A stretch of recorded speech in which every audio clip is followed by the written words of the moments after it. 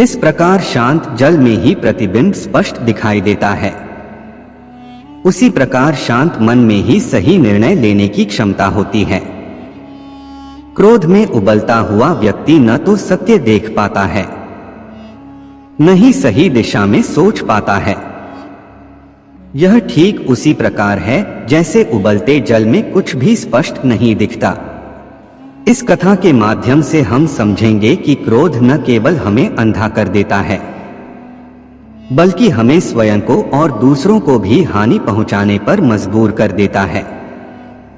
प्राचीन काल में मगध राज्य में एक ऋषि रहते थे, जिनका नाम महर्षि आत्मदेव था। वे बड़े ज्ञानी, शांत और तपस्वी थे। वे हर समय भगवान का ध्यान करते और अपने शिष्यों को भी धर्म और संयम का ज्ञान देते थे। लेकिन उनके एक प्रमुख शिष्य वासुदेव का स्वभाव बहुत ही क्रोधी था। वासुदेव देखने में बलवान था, शास्त्रों का अच्छा ज्ञान भी था, लेकिन उसके स्वभाव में अधीरता थी।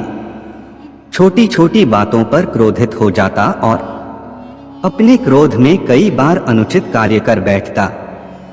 महर्षि आत्मदेव उसे बार बार समझाते, लेकिन वह क्रोध को अपना स्वाभाविक गुण मानता था।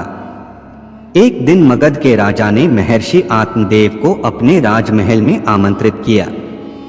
राजा अपने जीवन में धर्म और संयम को लेकर अनेक प्रश्नों के उत्तर चाहते थे। महर्षि आत्मदेव अपने शिष्यों के साथ राजमहल पहुंचे।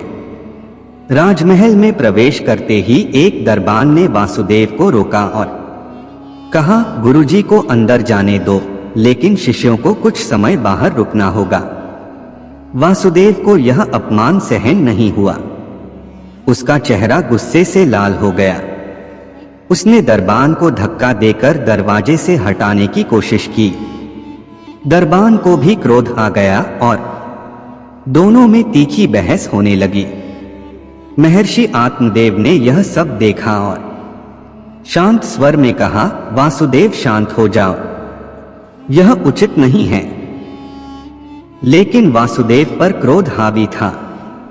उसने दरबान को अपशब्द कहे और वहां से चला गया।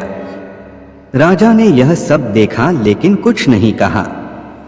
सभा समाप्त होने के बाद महर्षि आत्मदेव ने वासुदेव को अपने पास बुलाया और उसे एक तालाब के किनारे ले गए।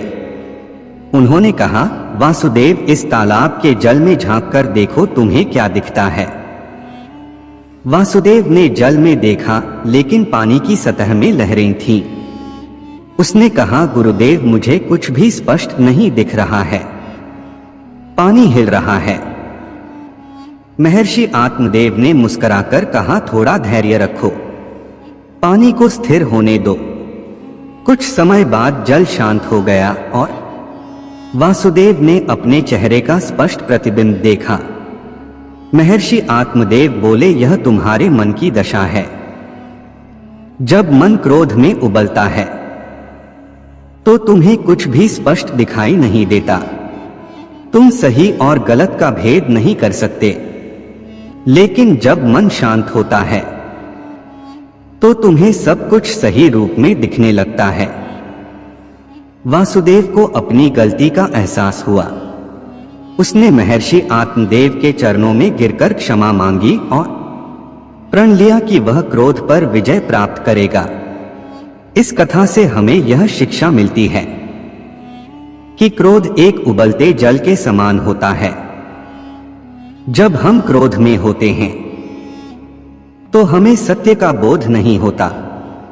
हम ना तो सोच सकते हैं, ना ही समझ सकते हैं।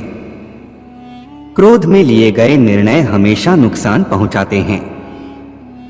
भगवान श्री कृष्ण ने भी अर्जुन को गीता में समझाया था, क्रोध से मोह उत्पन्न होता है, मोह से बुद्धि का नाश होता है और बुद्धि नष्ट होने पर मनुष्य अपना पतन कर लेता है। श्रीमद् भगवद गीता 2.63। इसलिए विपरीत परिस्थितियों में भी शांत रहना ही सच्ची बुद्धिमानी है। जो व्यक्ति अपने क्रोध पर नियंत्रण पा लेता है वह जीवन में सच्ची सफलता प्राप्त करता है।